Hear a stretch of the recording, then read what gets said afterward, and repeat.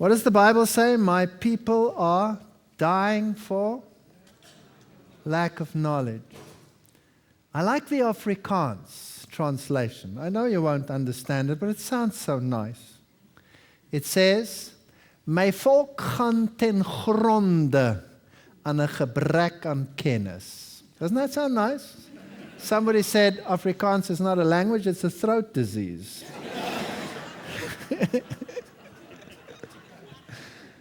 My volk gaan ten gronde. My people are going, you can't translate it, going to pieces, falling apart, being obliterated, being annihilated, being crushed. All of those are in that sentiment. It's a very nice translation. And so I'm afraid some of what I'm going to say might, for some might sound, well, it's getting a bit technical now. But we have to understand these languages that are being spoken out there and what it's all about, so that we can understand what these people are actually doing. Isn't this the year when the Pope was in America? Isn't this the year when he spoke at the United Nations? Isn't it? And what did he say? Nobody knows what he said. He said nothing. He said nothing. Or that is what people think. And I read what we write about what he said, and there was nothing. Folks, there was lots. But we didn't know what he said. So we're going to have to get a little bit technical and just see where they stand and what they actually teach. I've titled 2 lectures, They Have Made Void Thy Law. Part 1, which implies that there will be a part 2. Right, so there will be 2 lectures on this issue, interposed with another lecture, which I hope will be finished for this series. And it has a weird name. I like weird names. I haven't quite decided yet, but I think I will call it The Beamable Sustainable Princess. Whatever that means. But we'll first talk about they have made void thy law. Psalms 119, verse 126. It is time for thee, Lord, to work, for they have made void thy law. God will intervene in the affairs of men when his law has been done away with. And the question is, how close are we to that event? Well, it takes 2 lectures to even discuss this. Lamentations 2, verse 9. Her gates are sunk into the ground. He has destroyed and broken her bars. Her king and her princes are among the Gentiles. The law is no more. Her prophets also find no vision from the Lord. So the law is very much tied in with what God is all about. Don't mess with my law. It is cast in stone. This Protestant writer writes, Nehemiah humbled himself before God, giving him the glory due unto his name. Thus also did Daniel. Daniel wasn't afraid to be seen praying at the window. It was his custom to suddenly stop, would send the message that the authority of the king was higher than the King of Kings. Let us study the prayers of these men. They teach us that we are to humble ourselves, but that we are never to obliterate the line of demarcation between God's commandment-keeping people and those who have no respect for his law. So let's have a brief look just at the first few verses of Daniel, chapter 9. Daniel says, Then I set my face towards the Lord God, to make request by prayer and supplication with fasting, sackcloth, and ashes. And I prayed to the Lord my God and made confession and said, O Lord, great and awesome God, who keeps his covenant and mercy with those who love him and with those who keep his commandments. We have sinned and committed iniquity. We have done wickedly and rebelled, even by departing from your precepts and your judgments. Neither have we heeded your servants the prophets, who spoke in your name to our kings, our princes, to our fathers, and all the people of the land. We have sinned. We've paid no heed to your commandments. We've ignored your prophets. This is the prayer, and Daniel is a type of the people at the end. His name means judgment, the people of judgment at the end of time, the standard of judgment, the law of God. So speak and so do as those who will be judged by the law of liberty. They're going to make void God's law because Satan hates the authority of God. He loathes it. What a prayer was that which came forth from the lips of Daniel. What humbling of soul it reveals. The warmth of heavenly fire was recognized in the words that were going upward to God. Heaven responded to that prayer by sending its messenger to Daniel. And in this our day, prayers offered in like manner will prevail with God. The effectual, fervent prayer of a righteous man availeth much. As in ancient times when prayer was offered, fire descended from heaven and consumed the sacrifice from the altar, so in answer to our prayer, the heavenly fire will come into our souls. The light and power of the Holy Spirit will be ours. That faith stopped the mouth of lions. That faith can still stop the mouth of lions today. But there is a sad reality that when you stand for righteousness and truth, and when you stand for Jesus Christ, for what He is, you will have the winds of strife. This planet is covered in blood as a consequence of people who stood for righteousness and truth. This is one of Martin Luther's sayings. Where Christ is, there He always goes against the flow. Wow, that's true. If you stand for what is true, you will have the wind blowing at you. God has placed certain laws and standards into the world for man's happiness. It is when we violate these laws that unhappiness abounds. God has also arranged His creation so that each organism fulfills its purpose. And when we disrupt this purpose, the Bible says in Romans 8:22, for we know that the whole creation groaneth and travaileth in pain together until now. We're in trouble. This planet is in trouble. Our faith is based in nothing less but Jesus Christ and His righteousness. It is true that we violate the laws of nature.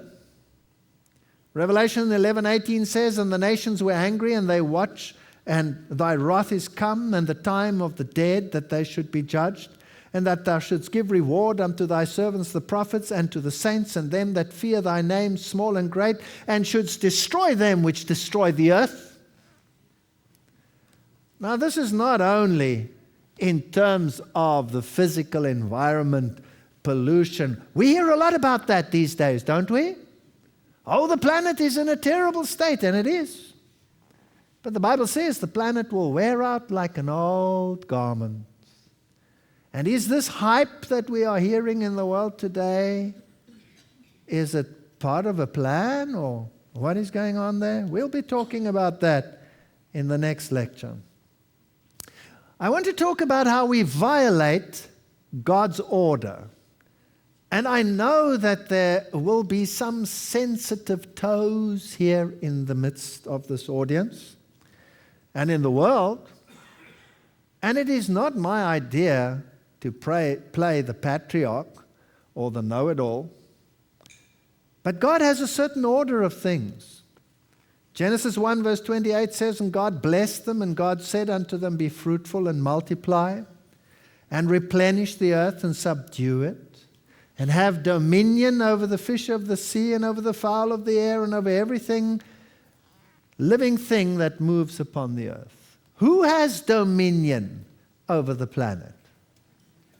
Man has been given dominion by God Himself to be over this planet. Sure, There are those who misuse that privilege. But God didn't put the earth over man. He put man over the earth.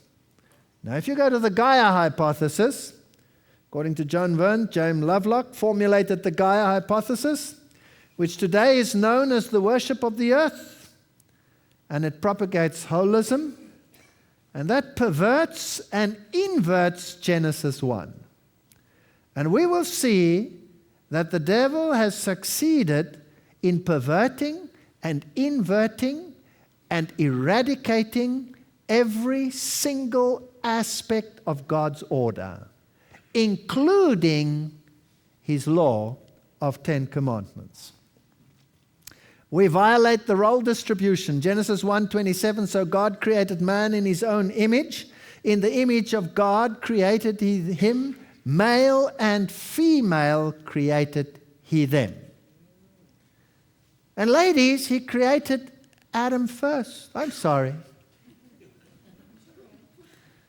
And genetically, Adam has every gene it takes to make a woman. But a woman doesn't have every gene it takes to make a man. She doesn't have a Y chromosome. And this is the order that God has placed in it. Why? To lord it over the woman? God forbid. God accepts nothing but free will offering. God doesn't coerce. God doesn't force. He says, when I be lifted up, I will draw all men to me. I will not force you. I will not make you worship me. It is when we understand the character of God that of our own free will we bow the knee to him, because that's the only offering that's acceptable, a free will offering. A love that is forced is of no value whatsoever. Should my wife love me because she has to, God forbid what a miserable marriage we would have. If she loves me in spite of what I am, and I can be a pain in the neck, believe me, then it's valuable. It has intrinsic value. I have created him for my glory, I have formed him, yea, I have made him, Isaiah 43, verse 6 and 7. We are in the image of God, both male and female.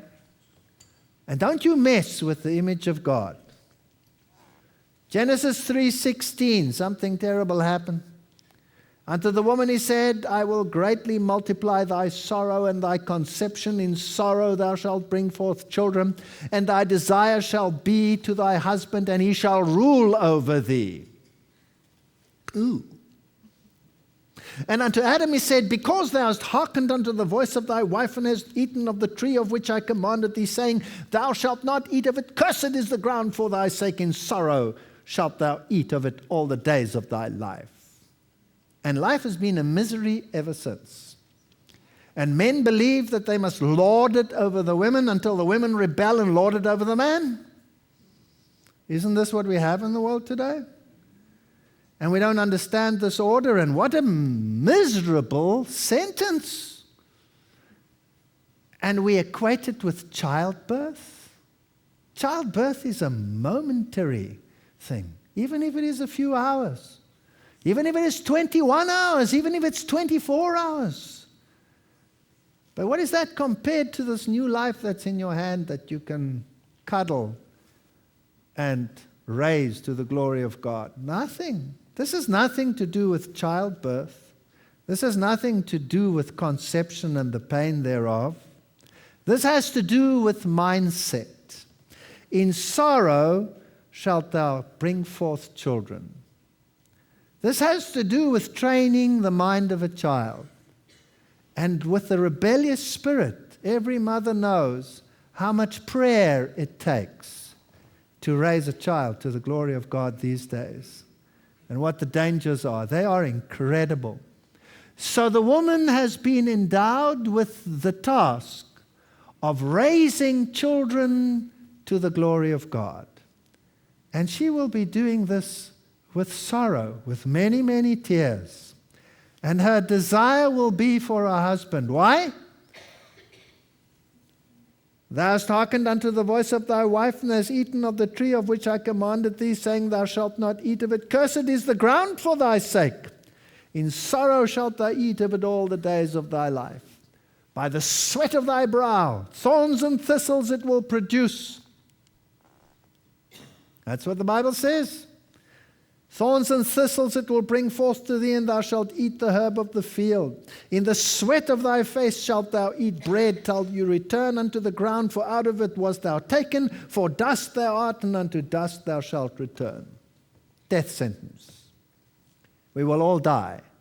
What's the mindset of the man? I'm a provider. I have to provide for my family.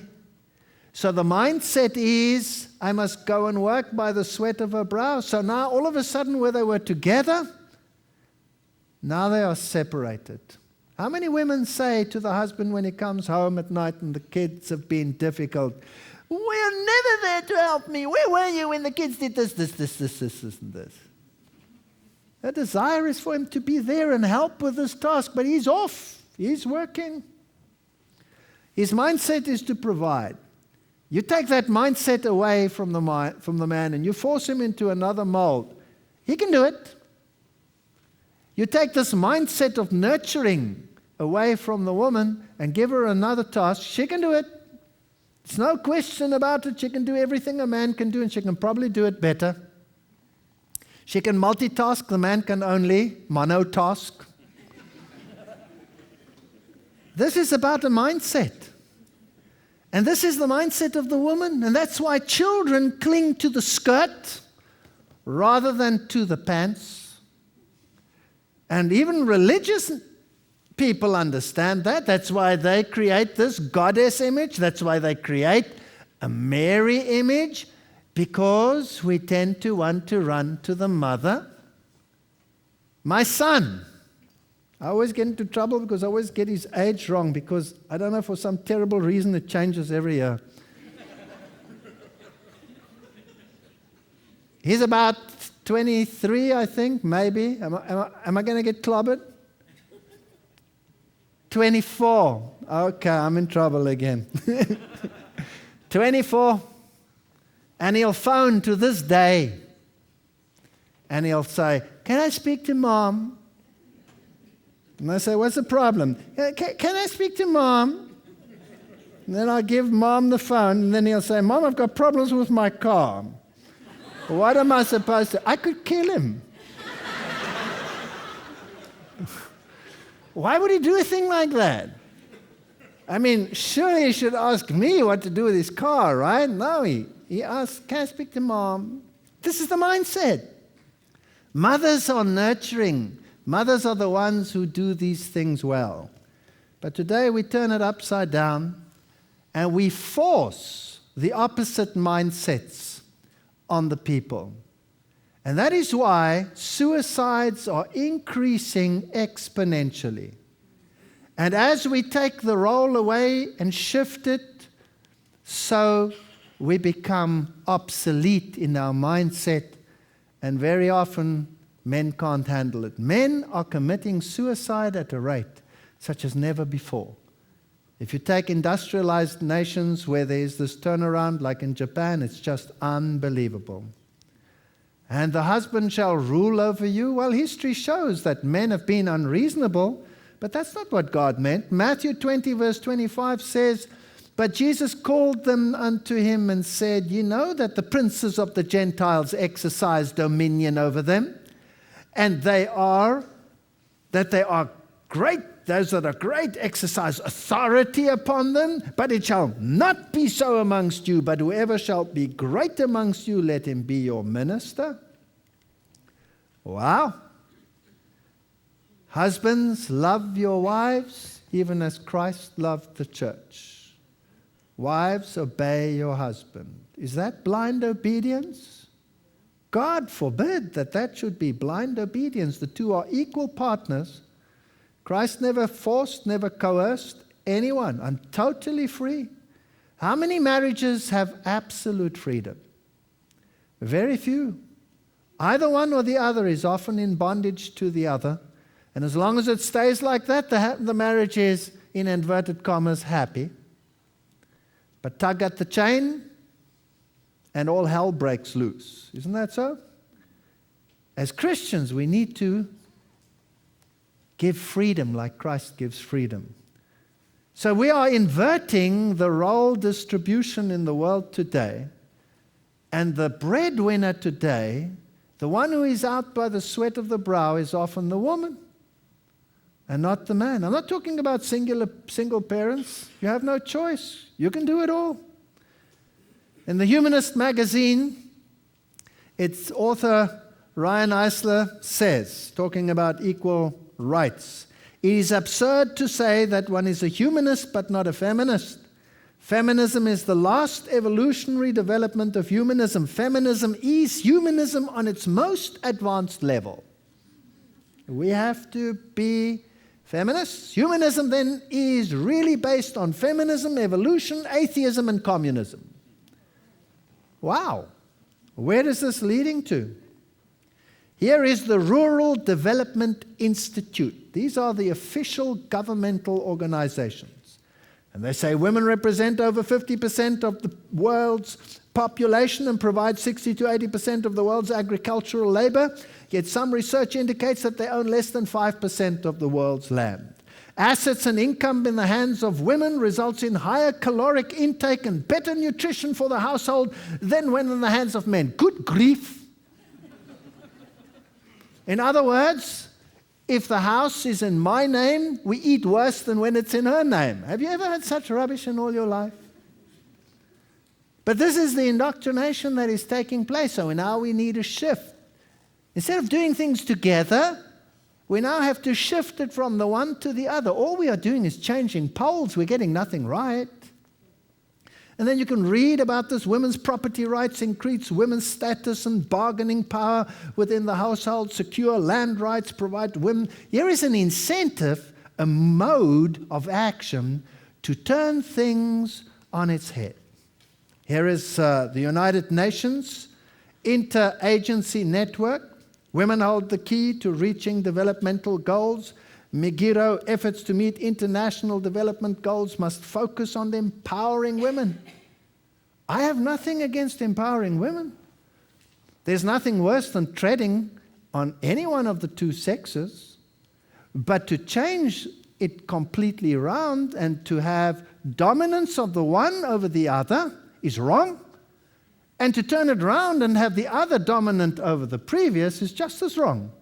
We're not repairing anything. We're not getting it right. This is not Christian.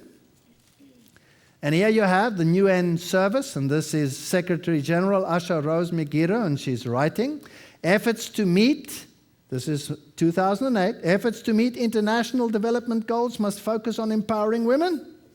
So this is what the media is talking about. Empowerment, empowerment, empowerment, empowerment, empowerment. Empowering one means automatically what? Disempowering the other one. So here we're seeing a shift, a role reversal.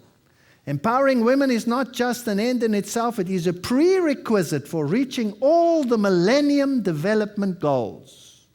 Our common vision to build a better world in the 21st century.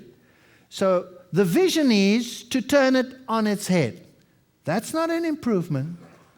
If they would say, let's share it equally, that would be nice. But now we're going to turn it upside down.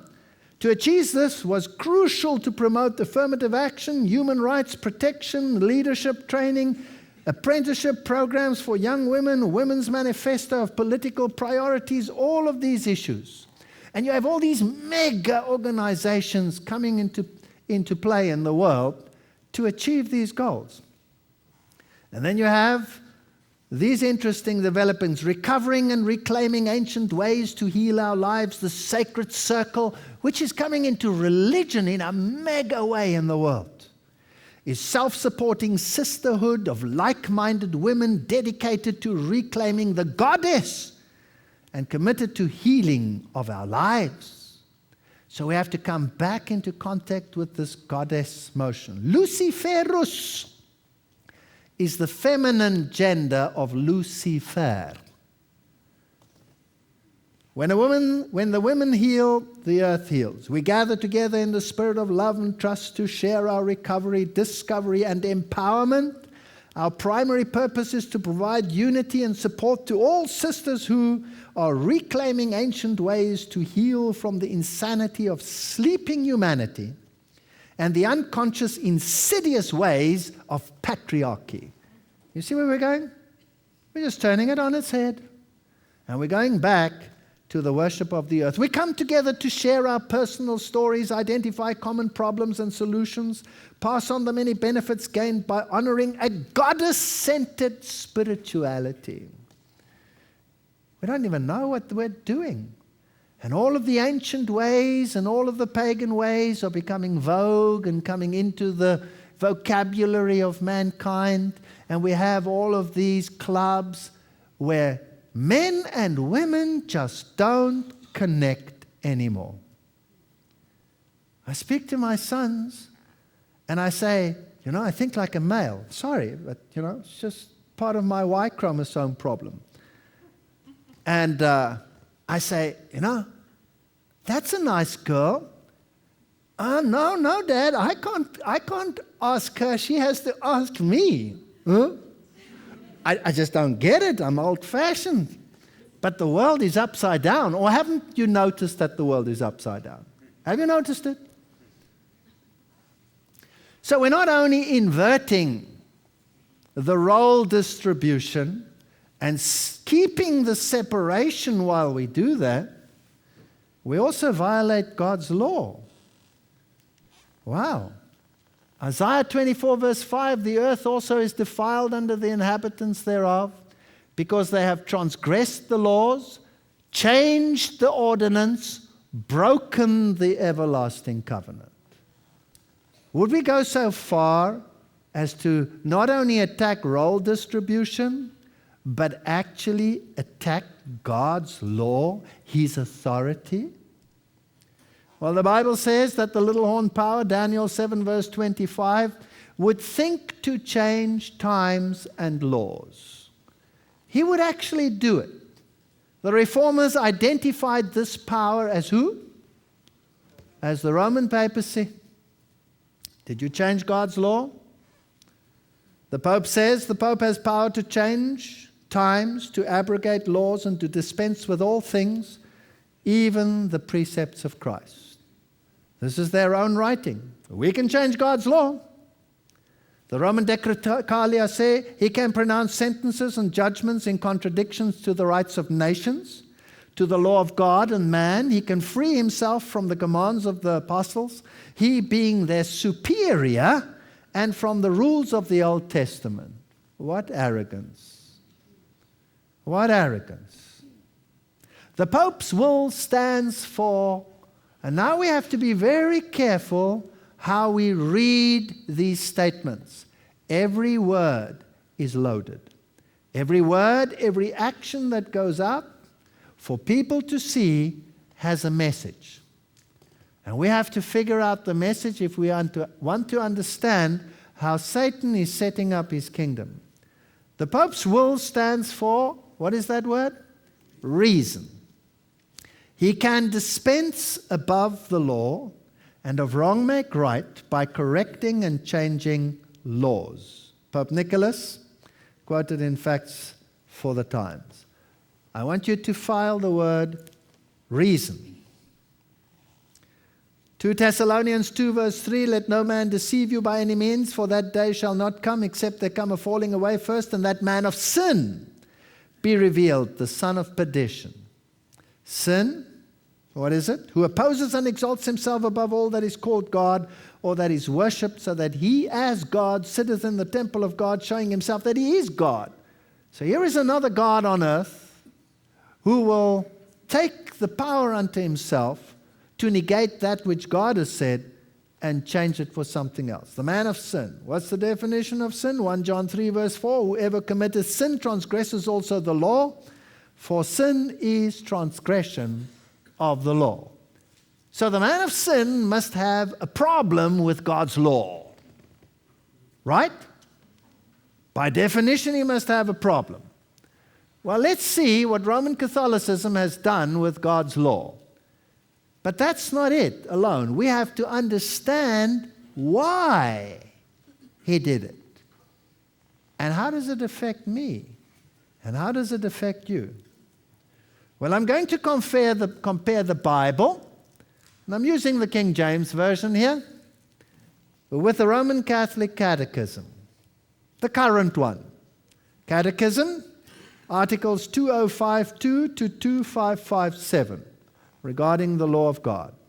Let's read the commandments in the Bible, and then we'll compare them to Roman Catholicism. And then we'll see how it is changed and why.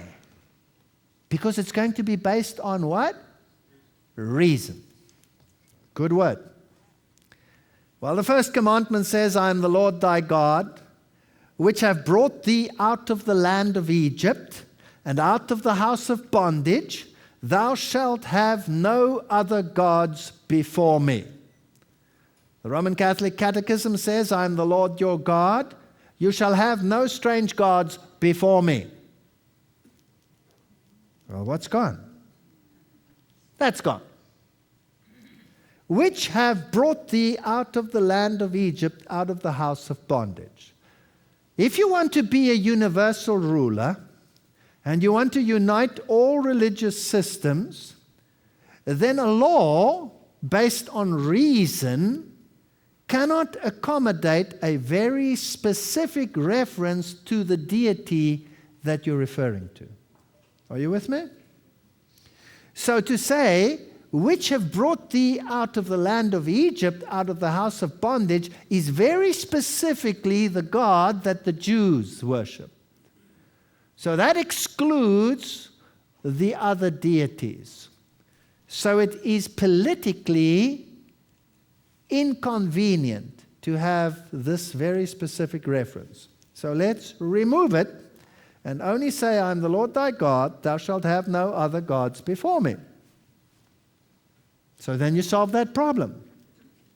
The second commandment says, thou shalt not make unto thee a graven image or any likeness of anything that is in heaven above, or that is in the earth beneath, or that is in the water under the earth. Thou shalt not bow down thyself to them, nor serve them. For I, the Lord thy God, am a jealous God, visiting the iniquities of the fathers upon the children, unto the third and fourth generation of them that hate me, and showing mercy unto thousands of them that love me and keep my commandments. God is not here saying that he's going to punish the children for the sins of the fathers. He's merely saying that the example of the parents just happens to filter down to the next generation, unfortunately. Now, if you want to be a universal king with universal power, then how would you change the mindset of all the idolatrous nations that do exactly this? It is impossible. So this law is highly inconvenient. So what do we do with it? Well, why not just remove it? And so the Catechism of the Catholic Church, based on reason and common sense, removes it. It's gone. Now the plot really thickens. The third commandment says, thou shalt not take the name of the Lord thy God in vain. For the Lord will not hold him guiltless that taketh his name in vain. In this lecture, I'm not even going to discuss the relevance of all of these things. I'm going to do that in a later lecture. Remember, there's a part one. There's a part two. I'm just going to speak generally about the law in this lecture. Now, the second commandment in the Roman Catholic Catechism says, you shall not take the name of the Lord your God in vain. What's gone? For the Lord will not hold him guiltless that taketh his name in vain. This admonition is enforced in the law of God and is softened in Roman Catholicism. Well, that's interesting. The fourth commandment. Remember the Sabbath day to keep it holy. 6 days shalt thou labor and do all thy work. But the 7th day is the Sabbath of the Lord thy God. In it thou shalt not do any work, thou, nor thy son, nor thy daughter, thy manservant, thy maidservant, nor thy cattle, nor thy stranger that is within thy gates. For in 6 days the Lord made the heavens, the earth, the sea, and all that in them is, and rested on the 7th day. Wherefore the Lord blessed the Sabbath day and hallowed it. It's amazing that the 2 longest commandments in the Bible have been the most drastically changed. In fact, more than 70% of the law of God has been removed by Roman Catholicism. The 3rd commandment in the Catechism reads, remember to keep holy the Lord's Day. So what's been changed? Well, that big chunk is gone. 6 days shalt thou labor, and everything that pertains to it is gone. And the first bit, the Sabbath day, has been scrapped and replaced with the Lord's Day. Fascinating. I wonder what their purpose is. Fascinating. Let's go to the 5th commandment. It says, honor thy father and thy mother, and thy days may be long upon the land, which the Lord thy God giveth thee. Catholic one says, honor thy father and thy mother. So what's been removed? The promise. If you are faithful in this commandment, this is the commandment with a promise, says Paul. The promise has been removed. Now it is a promise without a commandment without a promise. Well, then they stay pretty much the same, the 6th one. But of course, they're always one out now, right? Because they've removed the 2nd one. So the 5th one will be the 4th one in the Catechism. The 6th one will be the 5th one in the Catechism. Thou shalt not kill, thou shalt not kill. Unchanged. The 7th one becomes the 6th one. Thou shalt not commit adultery. Unchanged. The 8th one becomes the 7th one. Thou shalt not steal. It remains the same. The 9th one, thou shalt not bear false witness against thy neighbor. You shall not bear false witness against your neighbor. It remains the same. Now, they only have 9 commandments, so they better get their act together to get 10. And the way to do that is to take the 10th one and split it into 2. But notice what they do. The 10th commandment reads, thou shalt not, and this is very important, because nothing is chance. Nothing. Thou shalt not covet thy neighbor's house. Thou shalt not covet thy neighbor's wife, nor his manservant, nor his maidservant, nor his ox, nor his ass, nor anything that is thy neighbor's. Split it into 2 in the Catechism. The 9th one reads, you shall not covet your neighbor's wife. And the 10th one reads, you shalt not covet your neighbor's goods. What's gone? Well, let's check it out. Your house is gone. Okay. You can keep your wife. Whew, that's a relief. The people working for you, your employees, they're gone. Your manservant, your maidservant, they're gone. Your ox and your ass, they're gone. Now, what would be the equivalent of an ox and an ass today? The ox was the one with whom you did your work. A direct translation today would be your tractor, but a general translation would be your implements of work. They're gone. Your ass would be your transport. Is gone. You've lost your house. You've lost your workers. You've lost your implements.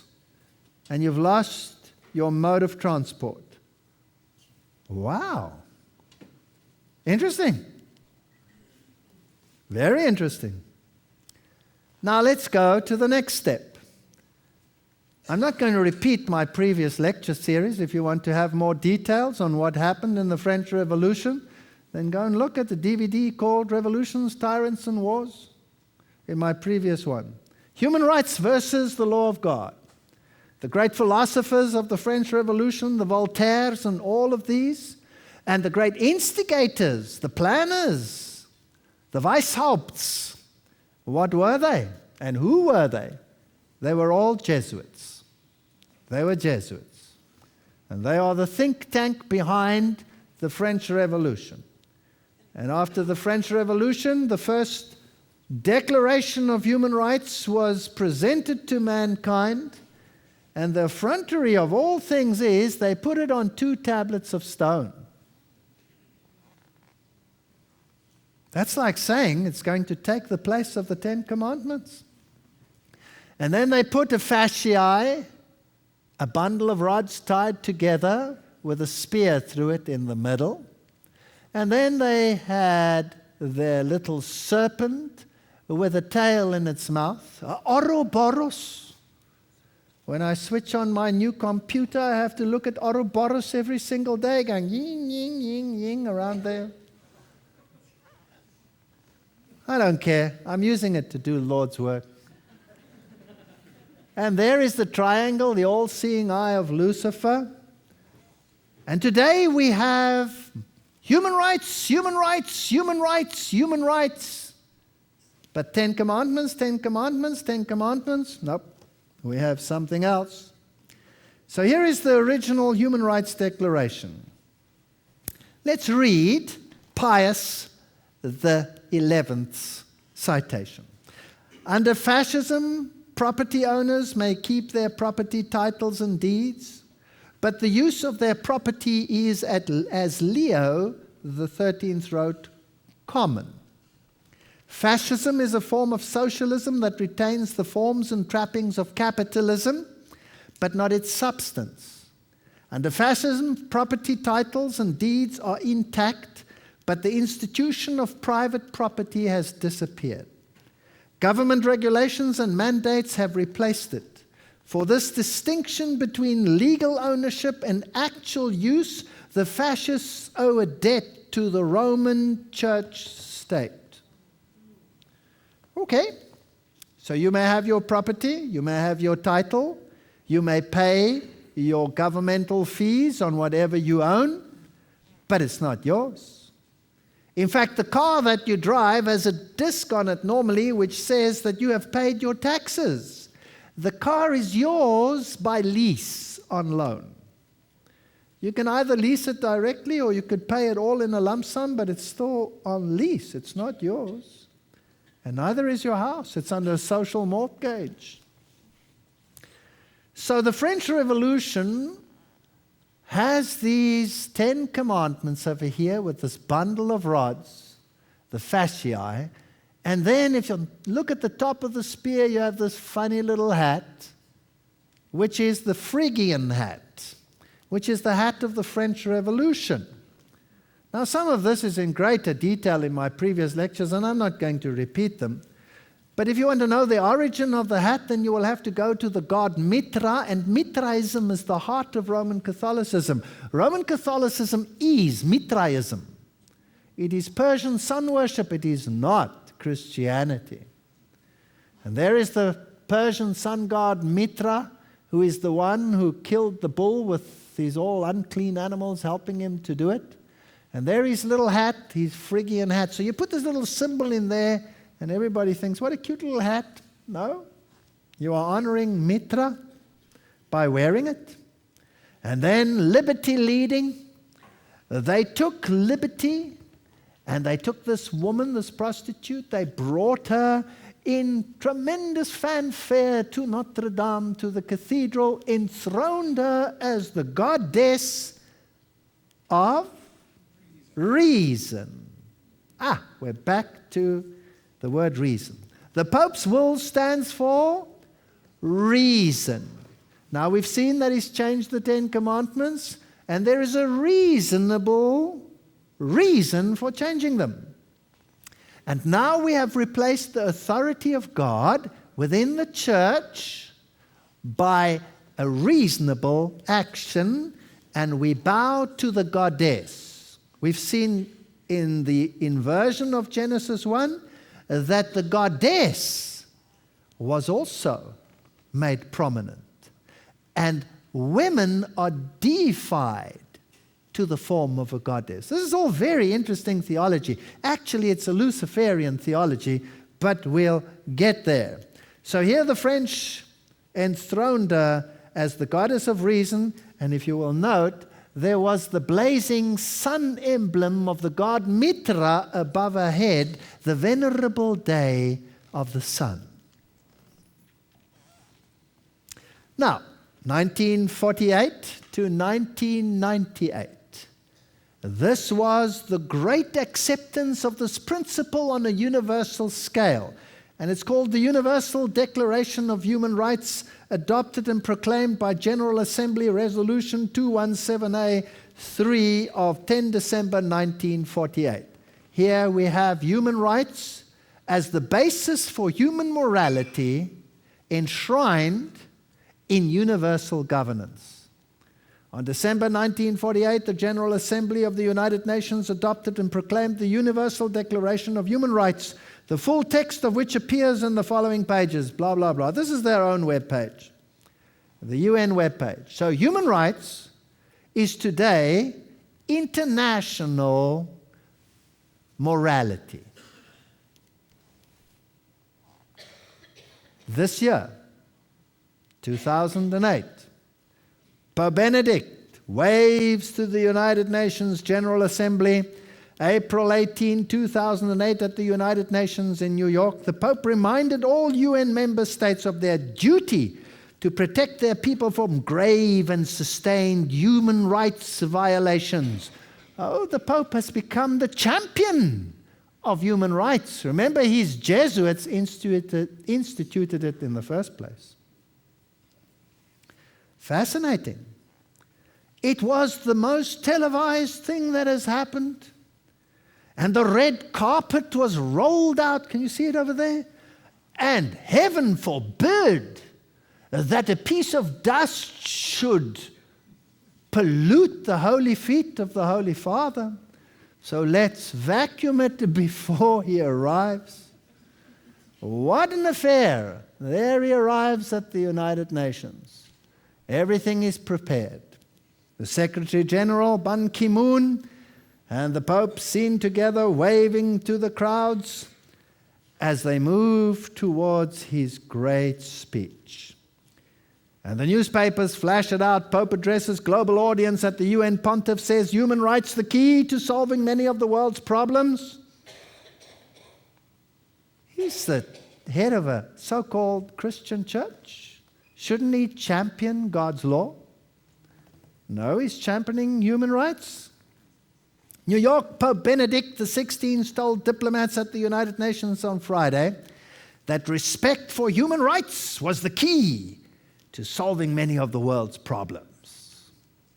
Okay.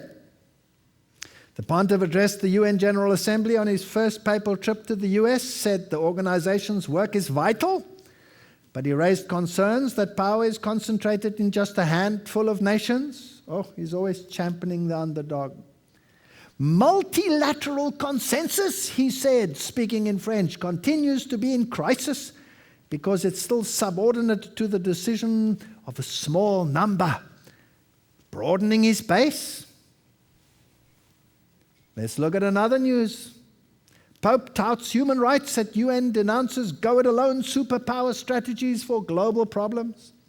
New York, Pope Benedict yesterday upheld the United Nations as a crucial defender of human rights and a force of peace, while warning that unless those human rights are considered God-given, they will be subject to erosion and revocation. Whoa! Let me just stagger a while and get round to this one. Human rights are now what? God-given. They are God's law. This is fascinating. Which God are we talking about? Certainly not the God of heaven. This is another God.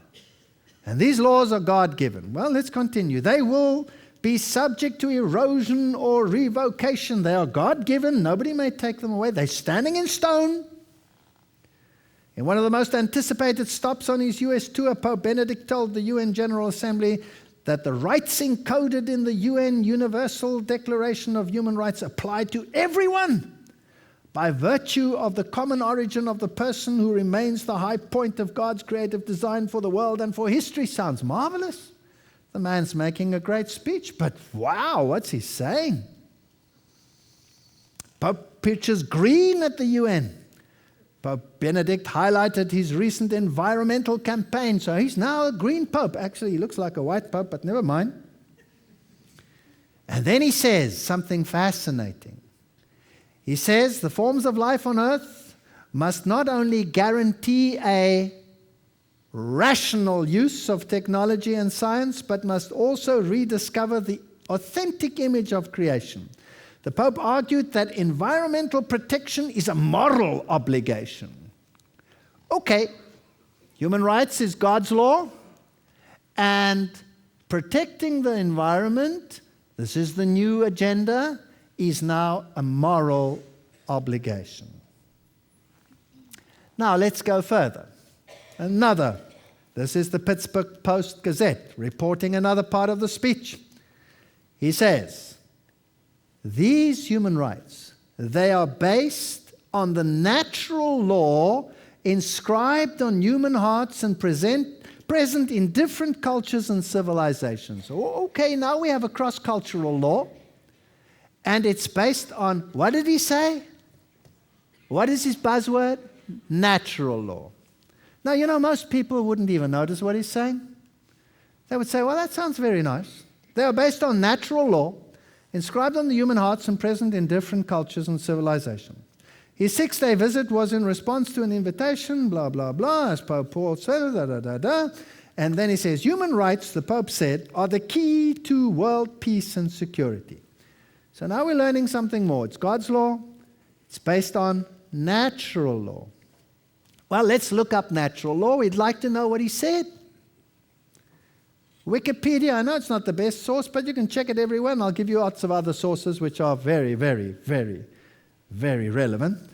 Greek philosophy, talking about natural law, emphasized the distinction between nature, physis, on the one hand, and law, custom or convention, nomos, on the other.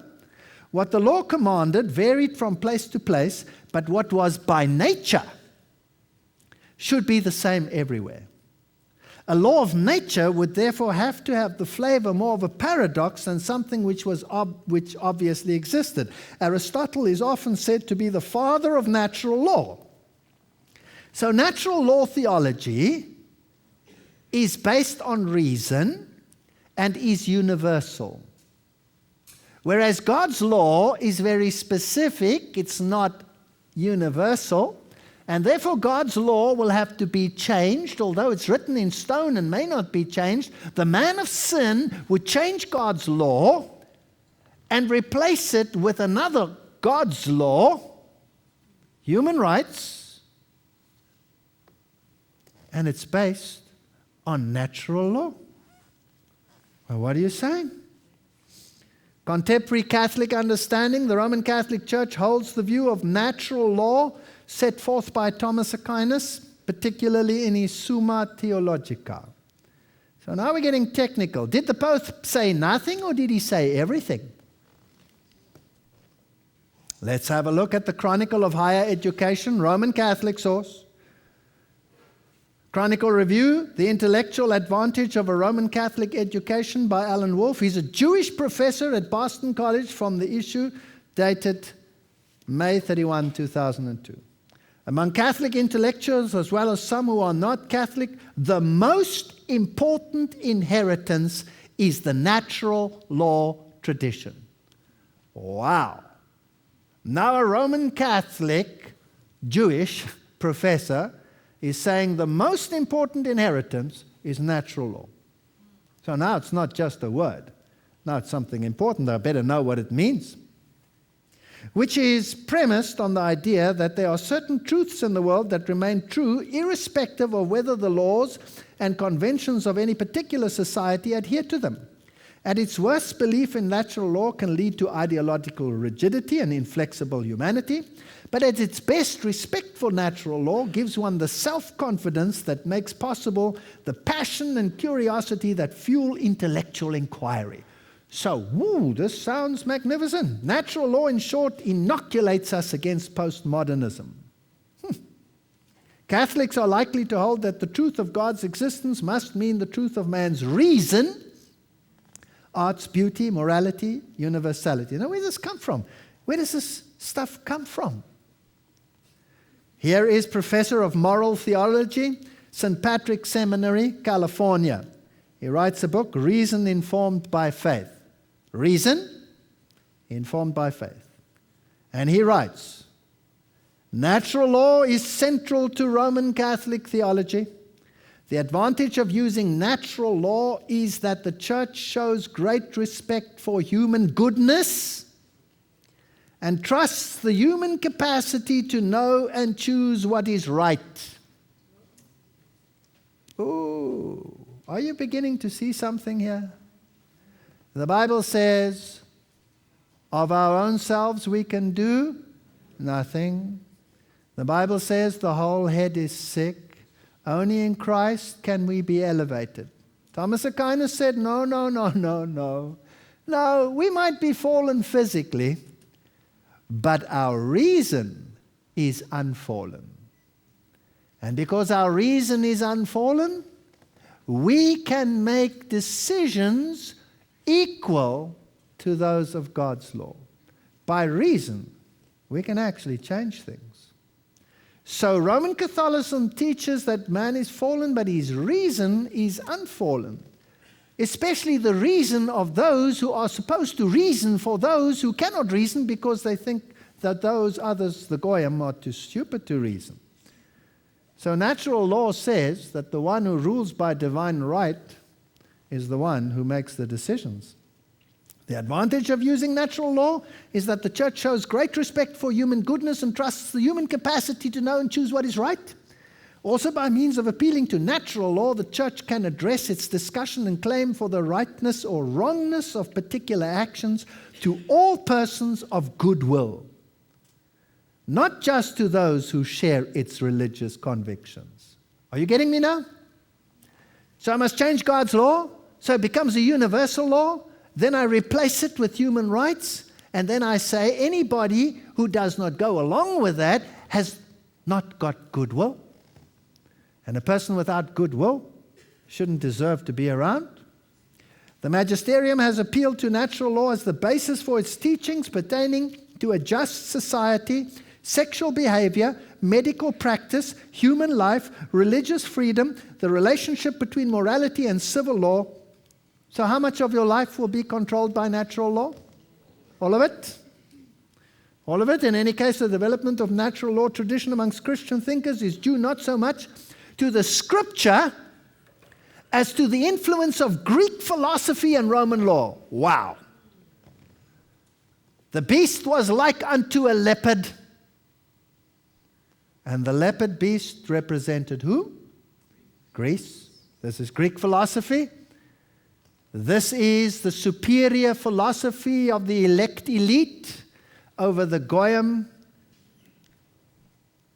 those who should not have the capacity to do these things. So Roman Catholic natural law is derived from the premise that reason is unfallen. Protestant law of nature embodies reason subdued by the Word of God. Here are two opposing theologies in the world. Isaiah 1 verse 5. Why should ye be stricken any more? Ye will revolt more and more. The whole head is sick and the whole heart faint. Roman Catholicism says, no, the head is not sick. Jeremiah 17:9, the heart is deceitful above all things and desperately wicked. Who can know it?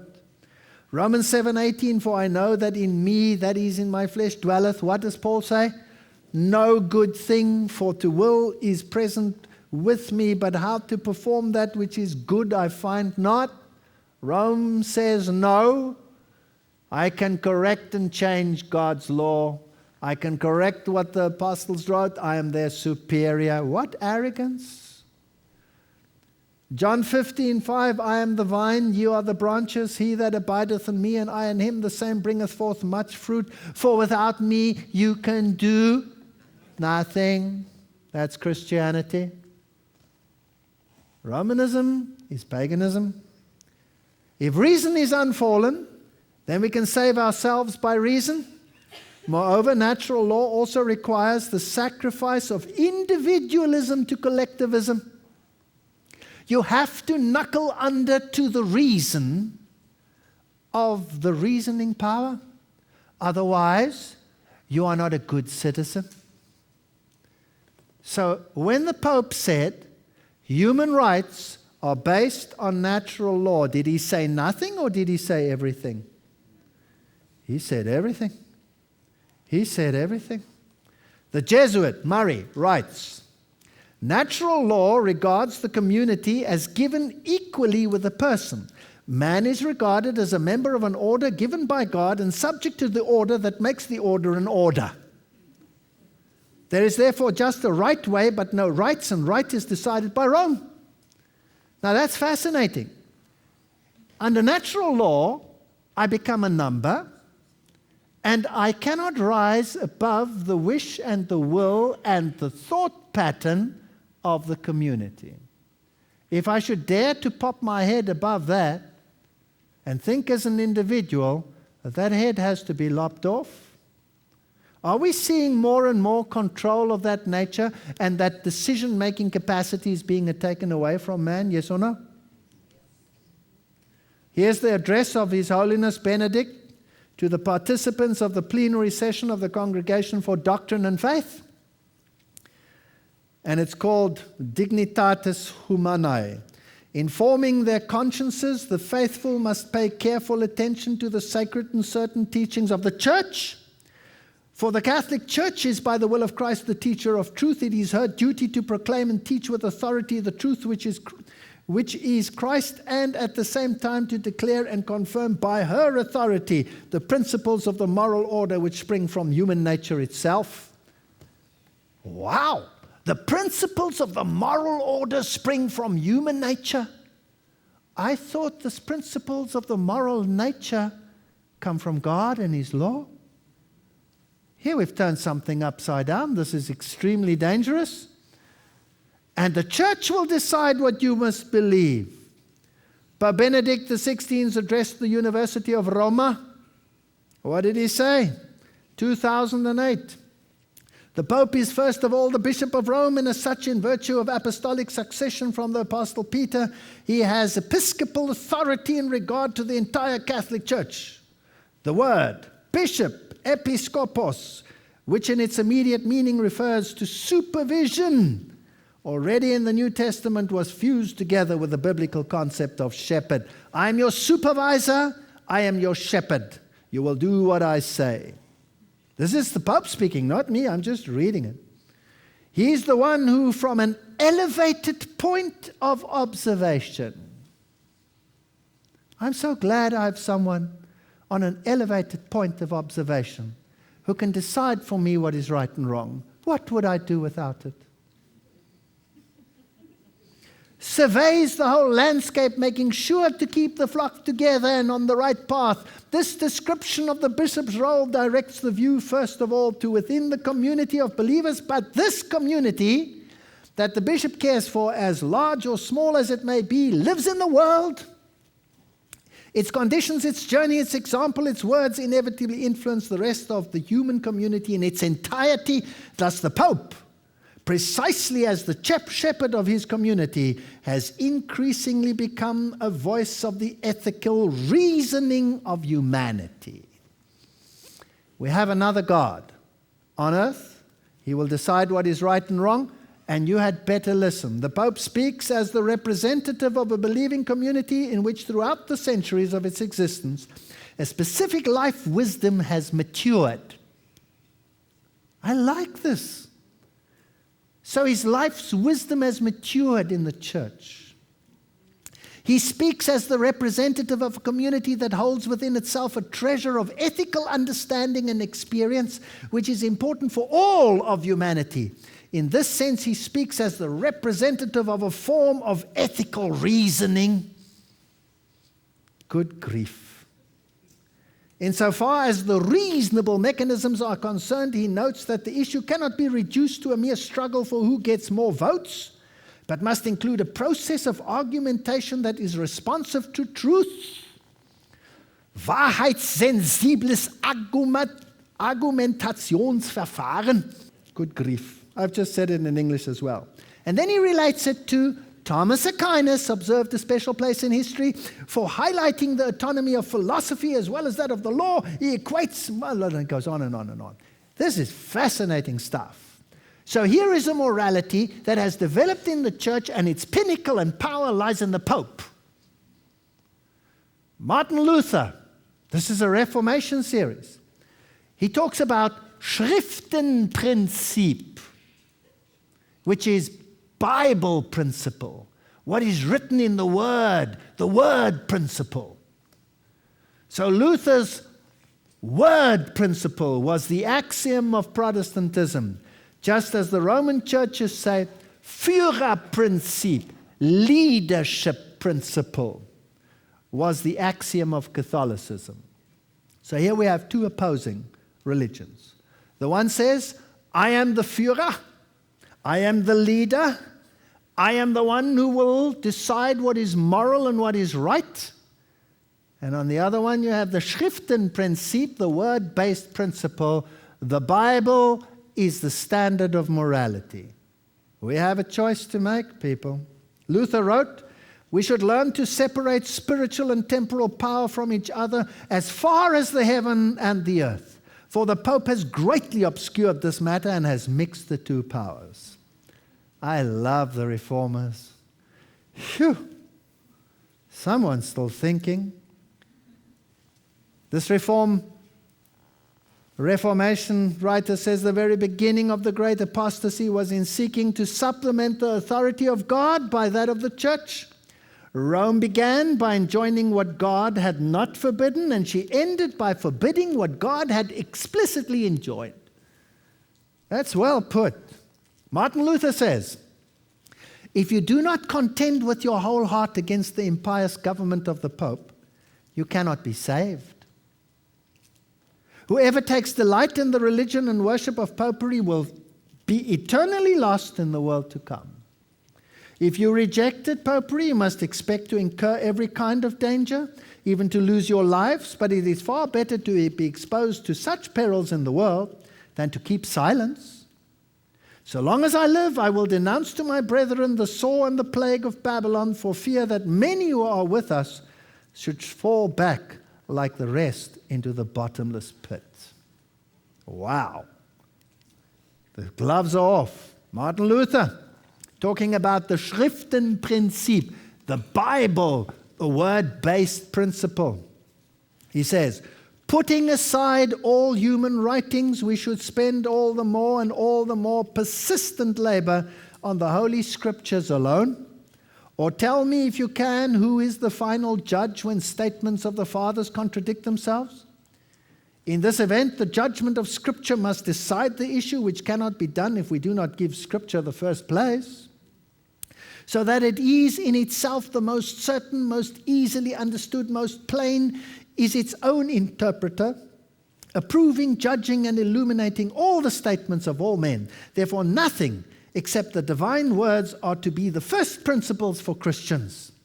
All human words are conclusions drawn from them and must be brought back to them and approved by them. That's Protestantism. We don't have Protestantism in the world today. We have fascism.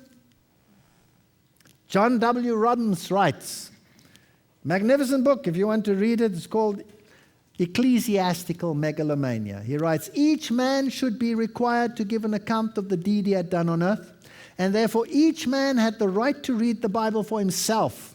So was born the individualism that transformed the communal ancient and medieval worlds.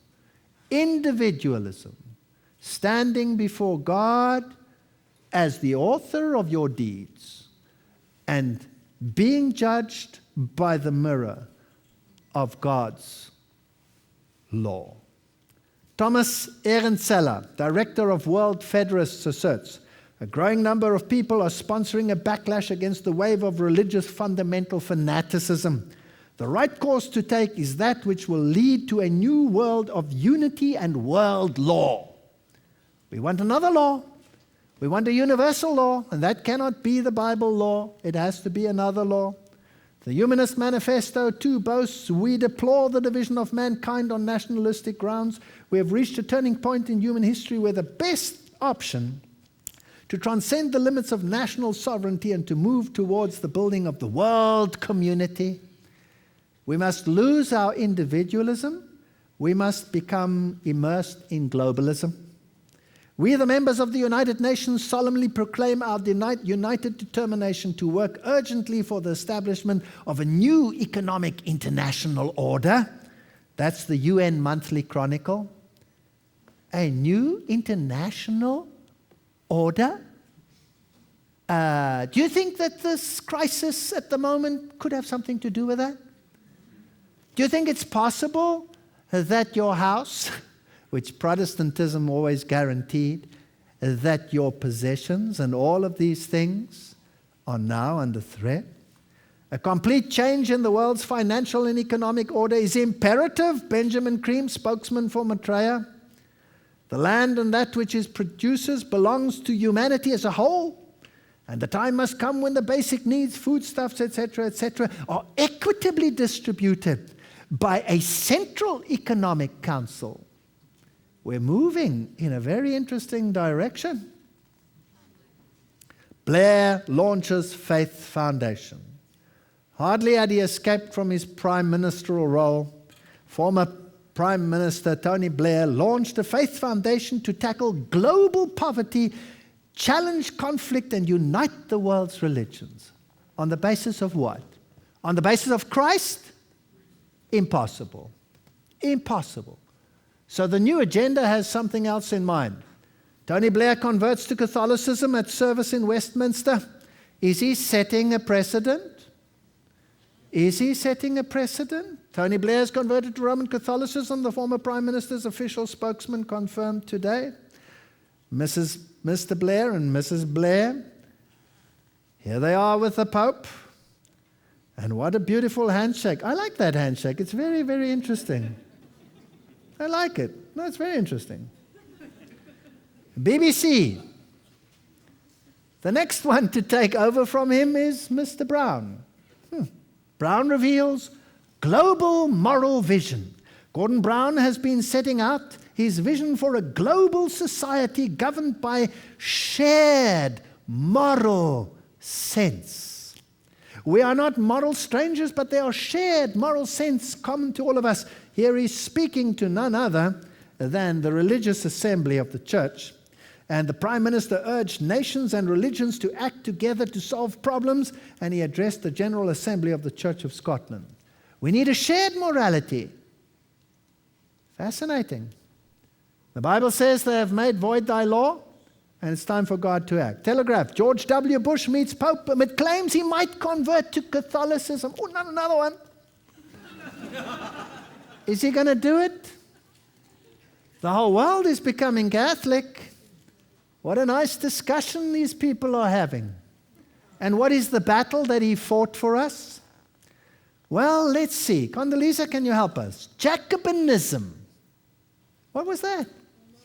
That was the French Revolution. The Jacobins were formed by Adam Weishaupt, who was a Jesuit.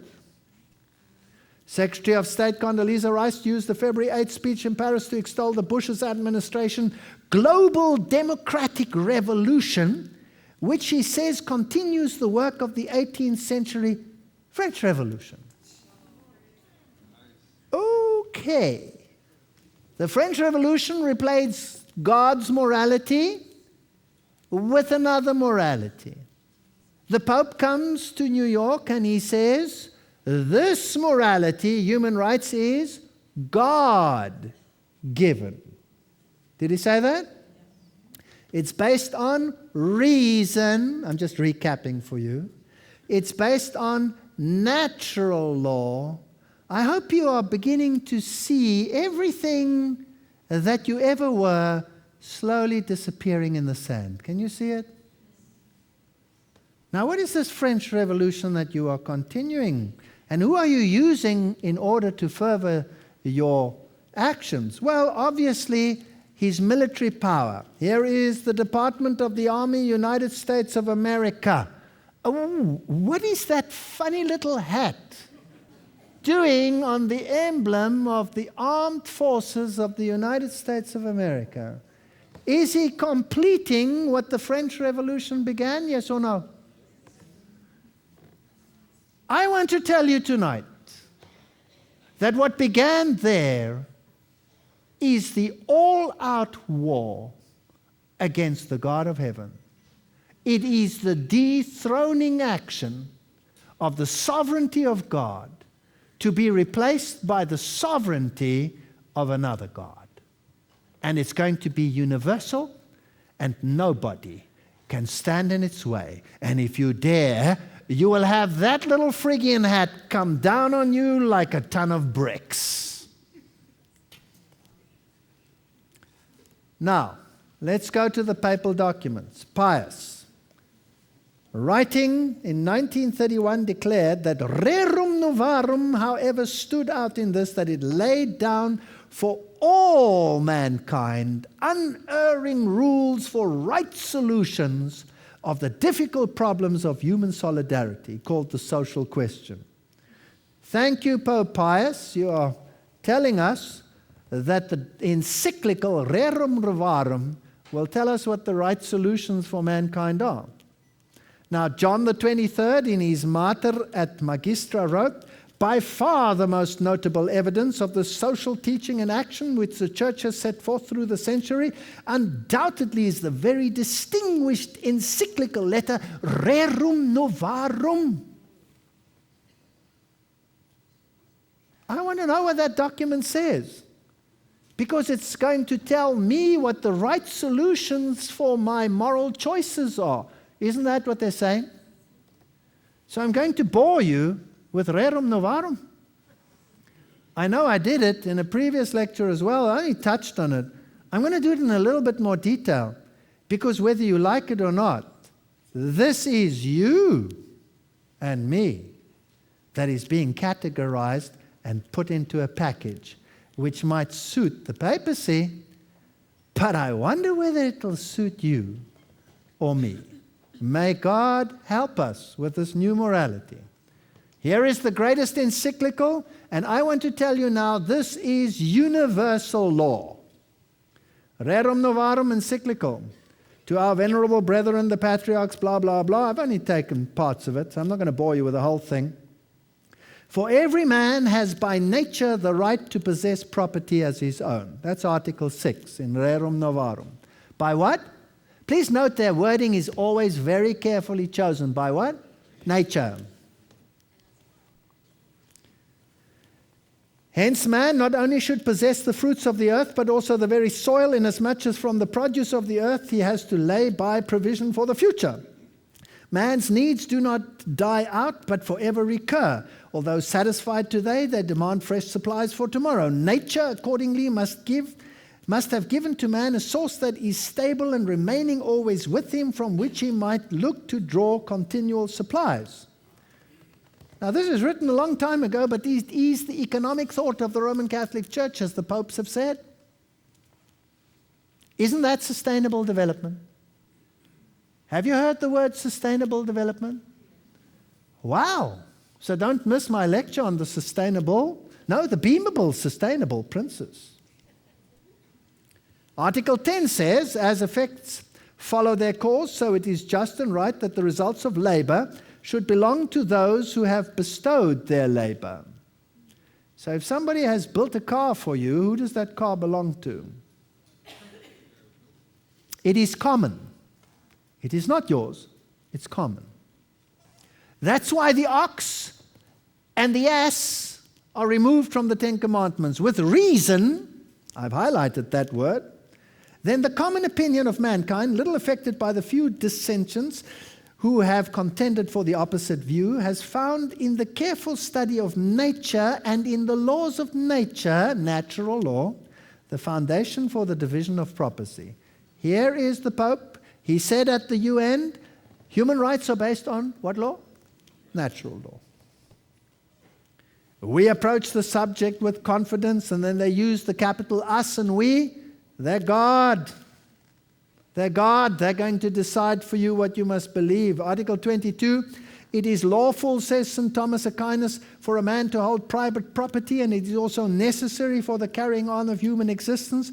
But if the question be asked, how must one's possessions be used? The Church replies without hesitation in the words of the same holy doctor, man should not consider his material possessions as his own, but as common to all, so as to share them without hesitation when others are in need. Can you see why the 10th commandment had to be changed? Is it beginning to make sense? Is he the man of sin, yes or no? Article 27, and if human society is to be healed now, in no other way can it be healed save by a return to Christian life and Christian institutions. So human society is sick. Protestantism is sick, according to them. When a society is perishing, the wholesome advice to give to those who would restore it, to call it to the principles from which it sprang, Catholicism. Hence, to fall away from its primal constitution implies disease, to go back, recovery. In the Middle Ages, nobody owned any land, only the feudal lords owned land, and the Church oversaw it all. The Church has guarded with religious care the inheritance of the poor, which is what belongs to you. The common mother of rich and poor has aroused everywhere the heroism of charity. Sounds so nice. By the state we understand any government conformable in its institution to right reason and natural law, and to those dictates of the divine wisdom which have expounded on the encyclical on the Christian constitution. Every state has to comply with natural law, which is a Roman Catholic law, which is governed by the Pope. So now let's have a look what he says in Article 33. The public administration must duly and solicitly provide for the welfare and the comfort of the working classes. Remember, they don't belong to you. You may not say that you have control over your workers. That's in the 10th commandment, but that's gone. To cite the wise words of Thomas Aquinas, as the part and the whole are in a certain sense identical, so that which belongs to the whole in a sense belongs to the part. Amongst the many engraved duties of rulers who would do their best for the people, the first and chief is the act with strict justice, with that justice which is called distributive towards each other and every class alike. Redistribution of wealth. Have you heard that term? Where's it come from? Now you know where it comes from. As the power to rule comes from God, and as it were, participation in His, the highest of all sovereignties, it should be exercised as the power of God is exercised. You will not be able to say no. You will be in big trouble if you say no. Whenever the general interests in a particular class suffer or is threatened with harm, which can in no other way be met or prevented, the public authority must step in to deal with it. We'll have more and more intervention by public authority in our private lives. You will have to apply in triplicate if you want to go to the toilet. Rights must be religiously respected wherever they exist, and it is the duty of the public authority to prevent and to punish injury. We're going to have laws we don't know where they're coming out of ears. The right to possess private property is derived from nature, not from man, and the state has the right to control its use in the interests of the public good alone. Why do you think the state is so happy to intervene in the mortgage crisis? Are they taking things into their own hands? Who owns you if the mortgage crisis has been taken over by the state? The state owns you. And who owns the state? That's another interesting question. Wow, this is fascinating. This is fascinating. It says the state may not absorb the land for itself. Now, trade unions, the most important of all working men's unions. Such unions should be suited to the requirements of our age, an age of wider education, different habits, numerous requirements. It is gratifying to know that there are actually in existence not a few associations of this nature, consisting either of workmen alone, blah, blah, blah. We want workers' unions, workers' unions. For to enter into society of this kind is the natural right of man, and the state has for its office to protect natural rights, not to destroy them. And if it forbids its citizens to form associations, it contradicts the very principles of its own existence. So state, we will have trade unions, and they will take care of the needs of the workers and not of the others. They will be excluded. And state, you keep your hands off because we own them. Who created the trade unions? Well, if you go into it, you will find the instigators are in the ranks of the Jesuits. And now listen to this absolute arrogance.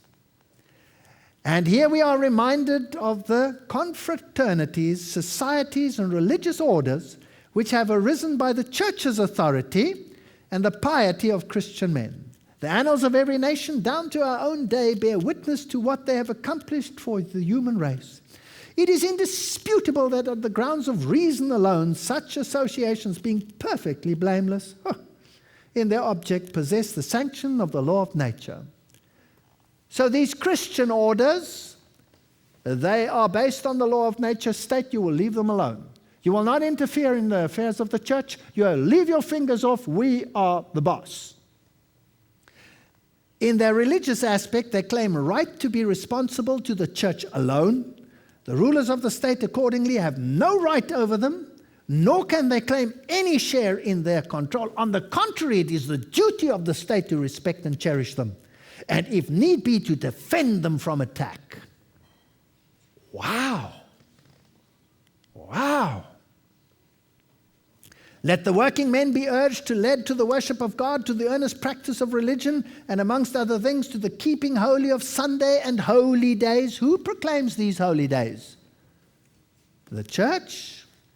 Let him learn to reverence and love Holy Church, the common mother of us all. Excuse me, you're not my mother.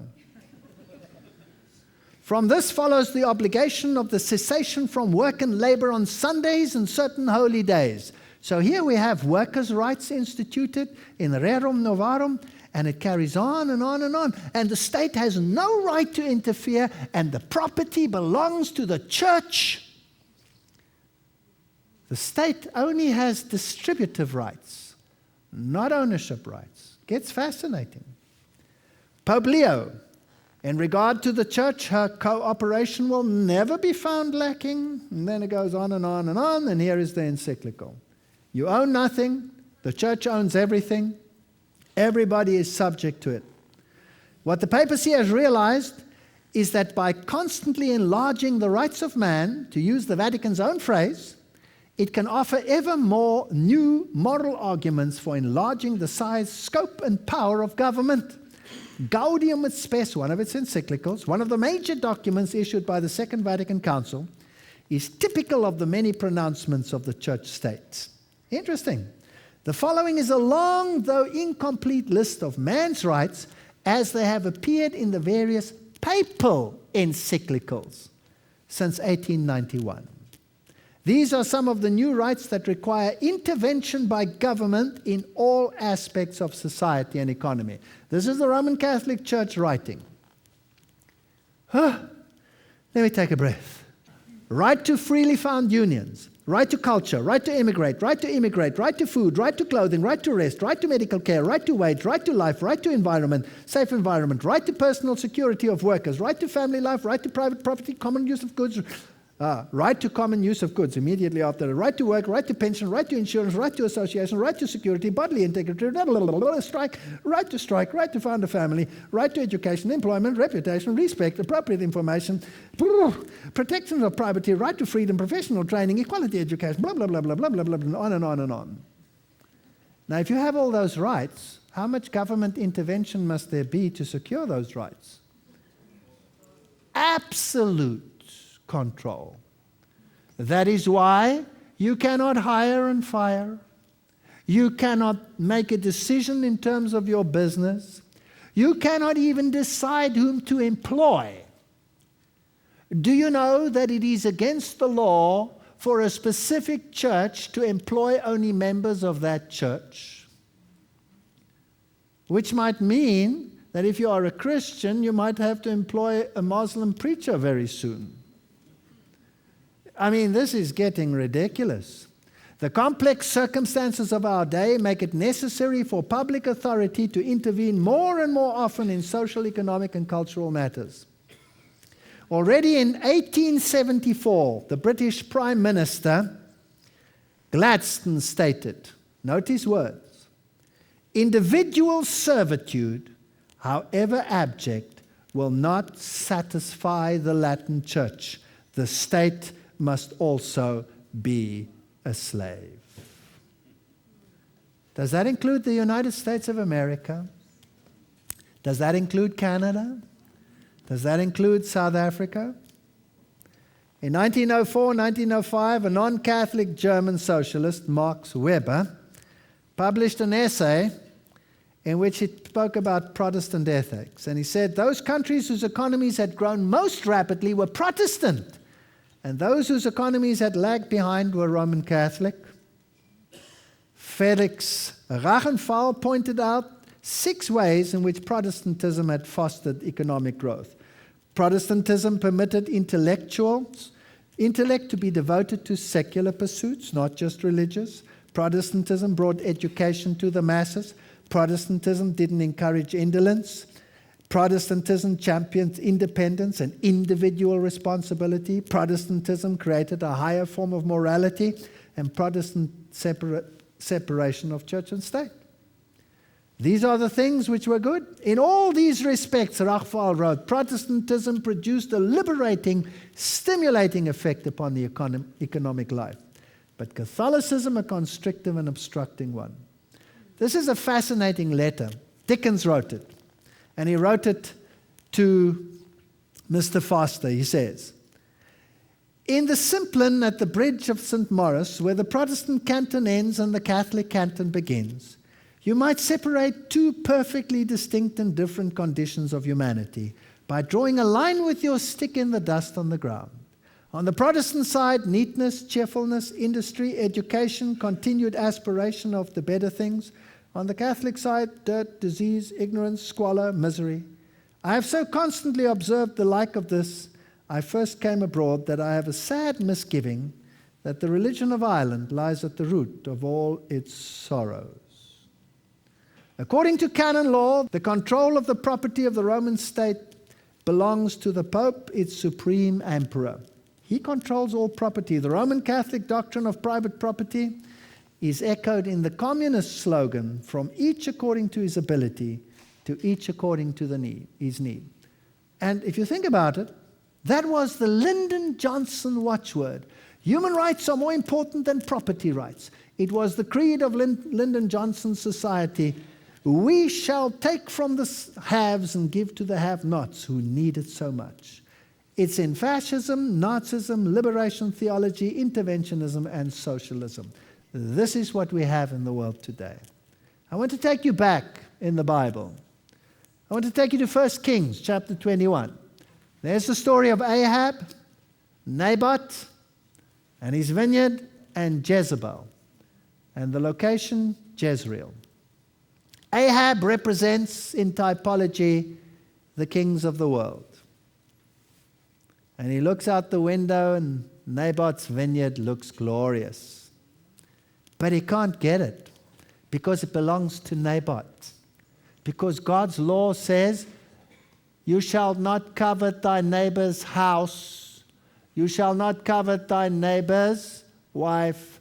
You shall not covet anything that belongs to your neighbor. Not his ox, not his donkey, not his workers, nothing. You have no right to interfere. Amazing. And he wants it. And then Jezebel comes to him. And Jezebel, in the New Testament, is a symbol of the fallen church. The one that leads into sun worship. And she says to Ahab, I'll give it to you. I'll get rid of that pesky little Naboth. And so she had him murdered. And Ahab got what he wanted. That's a type of what will happen on this planet. Naboth is murdered for his vineyard. Have you read the newspapers? How many Protestants are being driven off their land? Have you studied what's happening in Zimbabwe? Have you studied what's happening all over the world? Here they're just being more subtle. You're all going to lose it. And the community is going to get it. 1 Kings, and it came to pass after these things that Naboth the Jezreelite had a vineyard, which was in Jezreel next to the palace of Ahab, king of Samaria.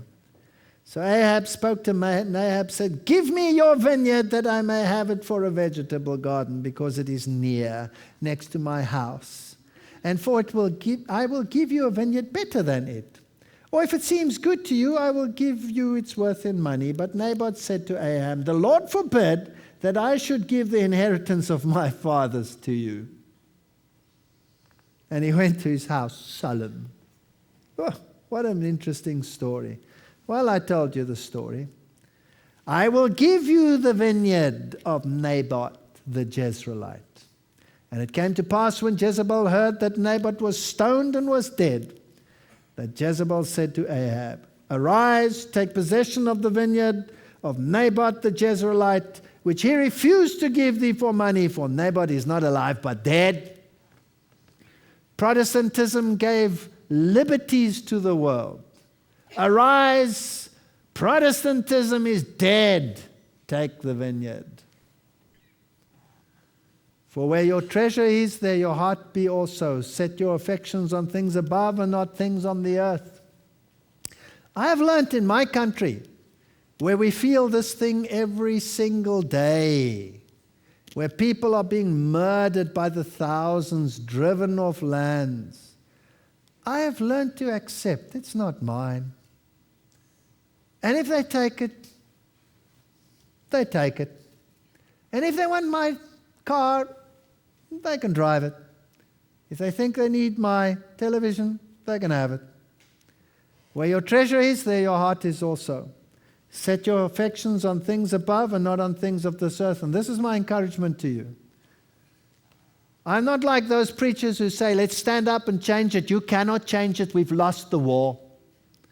But Christ hasn't lost it. So set your affections on things above. When they have made void his entire law, he will act.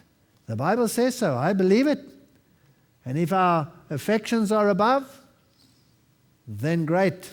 Luther declared, "My strength and my consolation are in a place where neither men nor devils can reach them." Isn't that great? Oh, I love it. Christianity is not a crutch.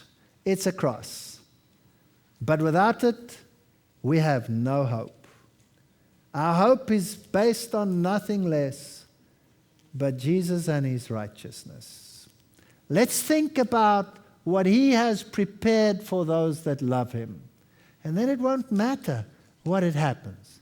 Then you can take the newspaper, and instead of blowing a gasket and having a coronary or a stroke, relax and watch the world go by as the great end-time battle unfolds.